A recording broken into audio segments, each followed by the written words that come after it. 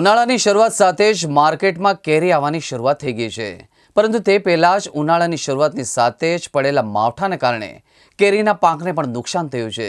હાલ માર્કેટમાં કેરીના વેચાણના પગલે સુરત આરોગ્ય વિભાગ દ્વારા કેરી વિક્રેતાઓને ત્યાં દરોડા પાડી ચેકિંગ કરવામાં આવ્યું હતું. એપીએમસી પાસે આવેલા સુરતના જાણીતા ફ્રૂટ માર્કેટમાં આરોગ્ય વિભાગ દ્વારા દરોડા પાડવામાં આવ્યા હતા.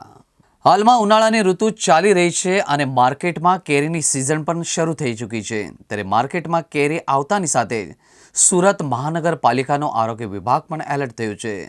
મનપાના આરોગ્ય વિભાગના ફૂડ સેફ્ટી અધિકારી દ્વારા આજે મહાત્મા ગાંધી ફ્રૂટ માર્કેટમાં કેરીનું વેચાણ કરતા વ્યાપારીઓને ત્યાં સરપ્રાઇઝ ચેકિંગ હાથ ધરવામાં આવ્યું હતું.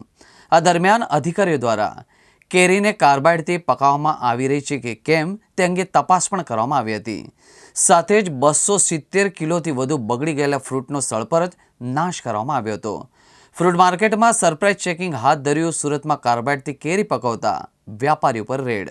Deputy commissioner health and hospital અને આરોગ્ય અધિકારી સાહેબ શ્રીની સીધી સૂચના અને માર્ગદર્શન હેઠળ અત્યારે ઉનાળાની સિઝનમાં કાચી કેરીનું ખૂબ જ પ્રમાણમાં વેચાણ થતું હોય છે. અને વડોદરા રોડ ઉપર આવેલ મહાત્મા ફ્રૂટ માર્કેટ જે કાચી કેરીનું હોલસેલ વેપાર કરતું સ્થળ છે. તો આજે ફૂડ વિભાગની ટીમ તથા આરોગ્યના સ્ટાફ સાથે મળી આ ચેકિંગ હાથ ધરવામાં આવેલ છે. અને જે સંસ્થાઓ પાસે કાર્બાઇડ મળી આવે તે સંસ્થાઓની નોટિસ આપવામાં આવે છે તથા વહીવટી ખર્ચ પણ વસૂલ કરવામાં આવે છે.